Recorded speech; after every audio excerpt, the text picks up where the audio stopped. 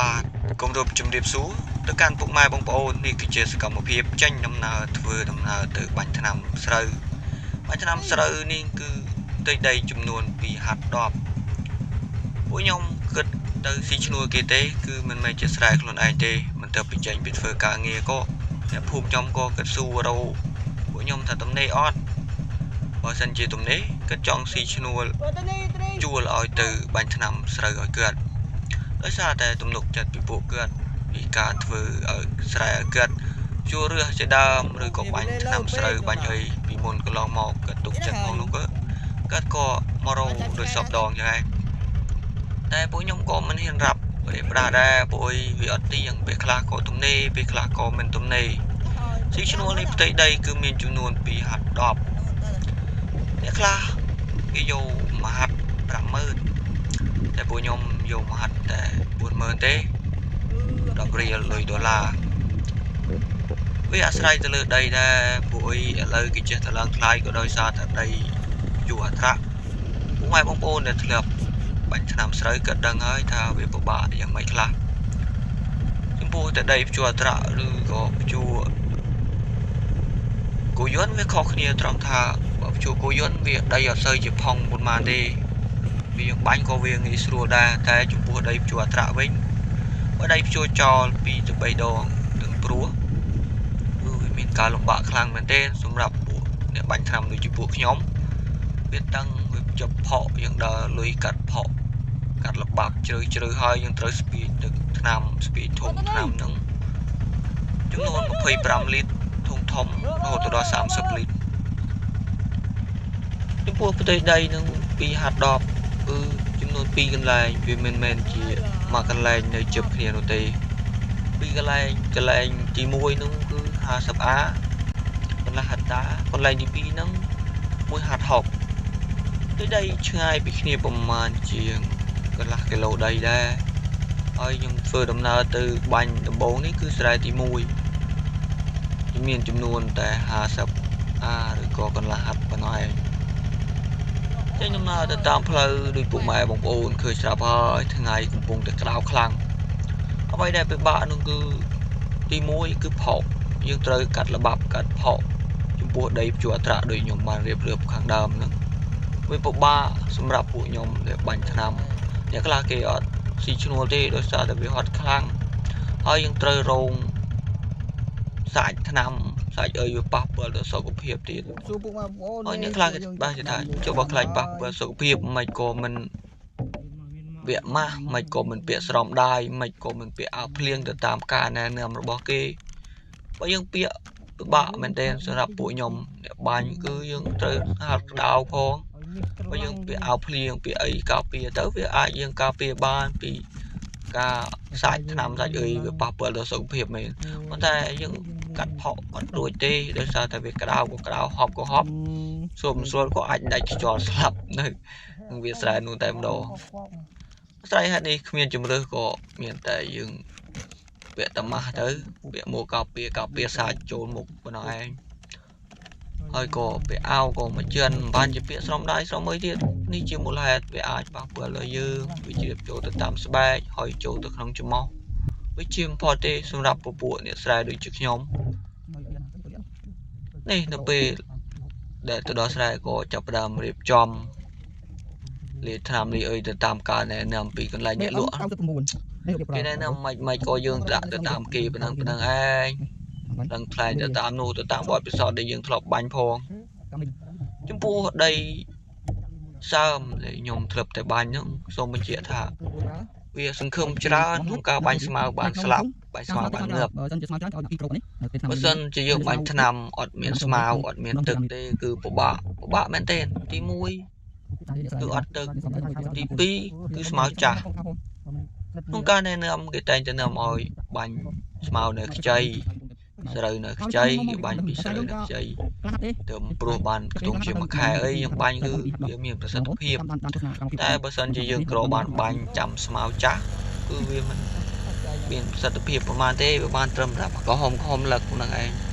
វាអត់ងើបស្មៅទេនេះជាបទពិសោធន៍ដែលខ្ញុំតែងតែបាញ់យកពួកខ្ញុំមួយជាកូនអ្នកស្រែក៏ឆ្លងកាត់ cả vừa tụi ngon đi mình chỉ lực đi mùi đã tập tích cho hơi đỡ mò có cột và cứ nên mình nhóm hay chỉ bóng ồn chỉ đôi mũi chậm đạp bài môn nó có liệt về bản thòn tích nữa cá thòn nên cứ việc của bạn bên tên sống lại ơi cứ đại chân thọt của bạnผมจะเรียกเปียทอดมันก็จะเป็นเอาใบตุกยานตุกสาวรีพองต้องใบใจจูนปูไม้บองโอนบานตัวสนาพองย่อมเวียมันเสียเชียประสอบน้องกากัดต่อหรือก็มาโจสำเร็จได้ก็ส่งมาเชียร์ใส่ในการปูไม้บองโอนพองเดี๋ยวมองย่อมก็จะย่อมนาแต่กรอยใช่ไม่ใช่มาเดินนึงก็ใช่ออดmà sân bánh tham nên bữa sân chỉ u sa bàn bánh vì chỉ nhập nhớ viêm sơ ấy thì viêm copy cream dồn xem này để dùng tục cho vú dùng bàn pra vía vì trẻ mình nghe trẻ thì cứ có chân nhầm nào ta thôi đây nè vì là hạt này bánh là mùi thùng thì của nhóm bánh là một mùi thùng thì tạm xong mà đa toàn đa tụ tơ cứ mát cứ đọc thùng nên cái là hạt bánh rạp thùng từ mũi thùng từ tam small trơnនិង small តិចបើខ្ញុំធ្លាប់បាញ់បើសិនជា small ក្រាស់ក៏ខ្ញុំដើរយឺតទៅដាក់លួចថ្នាំឲ្យរៀងក្រាស់ទៅតាមនឹងទៅបើសិនជា small តិចក៏លួចថ្នាំឲ្យតិចទៅបន្ទាប់ពីបាញ់ស្រែទី1ហើយខ្ញុំក៏ត្រឡប់ទៅស្រែទី2ទៅដីមហាថោកធ្វើដំណើរតាមផ្លូវនឹងក៏មិនឆ្ងាយពីផ្ទះខ្ញុំប្រហែលដែរតំបន់ដែលខ្ញុំតែងចាប់ត្រីចាប់អីឲ្យពុកម៉ែបងប្អូនបានឃើញហ្នឹងហើយបើគូយន្តទៅតាមផ្លូវទៅតម្រឹមទៅដល់ស្រែដល់ថ្ងៃនេះសូមបញ្ជាក់ថាគឺថ្ងៃម៉ោង3ពុកម៉ែបងប្អូនអើយគឺក្តៅមែនទេវាមិនស្អាតទេឃើញខ្ញុំបញ្ចូលសលេងចូលហើយខ្ញុំត្អូញខ្ញុំសតទៅអត់វាធម្មតាសម្រាប់ពួកខ្ញុំអ្នកស្រែហើយវាហត់ក៏ហត់ដឹងធ្វើម៉េចពួកយើងក្លឹបឆ្លងកាត់ហើយពួកយើងកិច្ចក៏កិច្ចវាបំផុតដែរជីវិតអ្នកស្រែក៏ប៉ុណ្្នឹងហើយតែបើសិនតែចង់បានអ្នកស្នំពោគឺសូមឲ្យស្រូវឲ្យបន្លែបការបស់កសិករគាត់ទាំងខ្ញុំទាំងគេ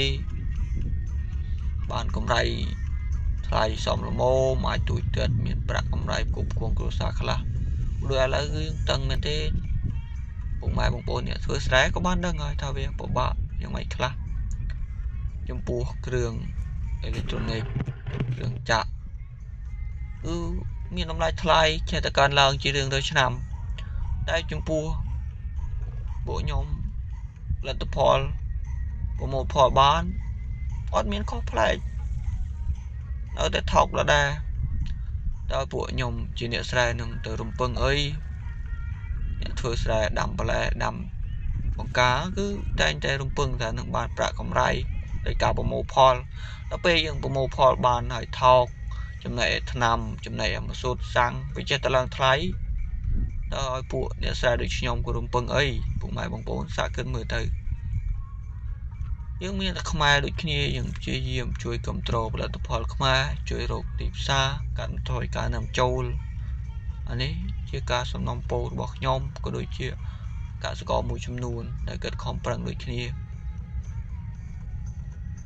ខ្ញុំក៏មិនសូវជាយល់ដឹងខាងសេដ្ឋកិច្ចចាក្រសួងសេដ្ឋកិច្ចអីដែលគាត់ព្យាយាមរកទីផ្សាររកអីឲ្យដែរខ្ញុំមិនបានដាក់បន្ទុកទៅលើគាត់ទេអានេះជាការស្នើសុំនិងការបញ្ចេញមតិមួយចំនួនអ្នកណាចង់បានថ្លៃអ្នកណាចង់ចំណេញបើសួរថាយើងអាចចំណេញបានខ្លះអីវាជាអ្នកស្រែបើនិយាយកាប់ពិតឲ្យត្រង់ទៅទួយទៀតតែថ្លៃសាំងថ្លៃមកសុទ្ធវាសឹងតែមិនបានដូចខ្លួនទេពុកម៉ែបងប្អូនអាណាថ្លៃសាំងអាណាថ្លៃភ្ជួរអាណាថ្លៃជួលនេះចំពោះស្រែខ្លួនឯងបើសិនជាស្រែគេទៀតអត់មានអីរំពឹងទេជួលស្រែអាណាថ្លៃជួលស្រែអាណាជួលពូជអាណាអត់មានគ្រឿងចាក់គេទៀតគឺចូលចិត្តយកអាលុយទាំងអស់នោះទៅទិញកហូបវិញចំណេញជាងដោយសារចេះឲ្យបានអ្នកខ្លះគាត់ចូលចិត្តធ្វើការឲ្យគេគាត់មិនធ្វើស្រែចម្ការវាហត់ក៏ហត់វាមានចំណេញក៏មិនចំណេញយកតាលុយនោះទៅទិញកហូបក៏វាគ្រប់គ្រាន់ដែរ ហើយចូលបើនិយាយចឹងមិនតែពួកខ្ញុំខិតខំធ្វើស្រែប្រដែរទី1គឺស្រែពួកខ្ញុំគឺស្រែផ្ទាល់ខ្លួនវាមិនសូវចំណាយច្រើនទី2គឺបើសិនជាពួកខ្ញុំជួលស្រែឲ្យគេធ្វើបើចំពោះតំបន់យើងជាយក្រុងហ្នឹងវាមិនអីទេយើងអាចជួលគេបានតែបើសម្រាប់ស្រែដូចពួកខ្ញុំទៅឆ្ងាយទៅខាងស្វាយលើទៅខាងក្បោអតំបន់ដែលជាប់ព្រៃឆ្ងាយពីភូមិបើយើងទុកចោលជួលគេវាអាចនឹងបាត់ដីទៀតយើងវាមិនដូចម្ចាស់យើងទេនឹងស្រាប់ហើយ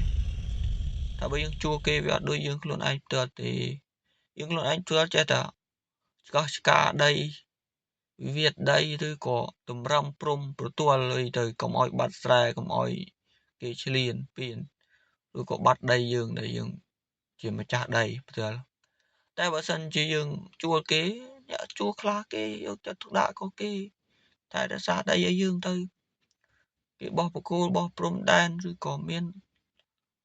លើកភ្លឺលើកអីត្រឹមត្រូវតែចំពោះអ្នកខ្លះគេអត់ដល់ពេលទៅយូរទៅធ្វើស្រែពុកម៉ែបងប្អូនអ្នកធ្លាប់ធ្វើស្រែដឹងហើយអ្នកខ្លះក៏ចង់បានដីចង់បានអីក៏ចេះតែកាប់ភ្លឺយកភ្លឺរិចរិលម្ដងតិចដូចកណាប់ក្រុមឲ្យគាត់ឲ្យលើកភ្លឺឲ្យត្រង់កុំលើកឲ្យកោងកូនកុំប្រហែសក្រែងមានប្រហោងអានឹងចឹងហើយអ្នកខ្លះចង់បានដីគេក៏គាត់ចេះតែព្យាយាមកាប់ជ្រុងកាប់ភ្លឺរែលភ្លឺម្ដងតិចដើម្បីខ្លាចជាដីខ្លួនឯងអ្នកខ្លះក៏ស៊ីចំណែកផ្លូវចំណែកអីទៅបានអីមកវិញអ្នកខ្លះគេចង់បានបនគេចិត្តល្អគេមានតែបរិច្ចាគដីដើម្បីទៅធ្វើផ្លូវវាបានដើរឆ្លងកាត់ទាំងអស់គ្នាតែអ្នកខ្លះដីមានដីហើយទៅកេងប្រវាញ់ដីគេមនុស្សវាមិនដូចគ្នាទេអ្នកខ្លះ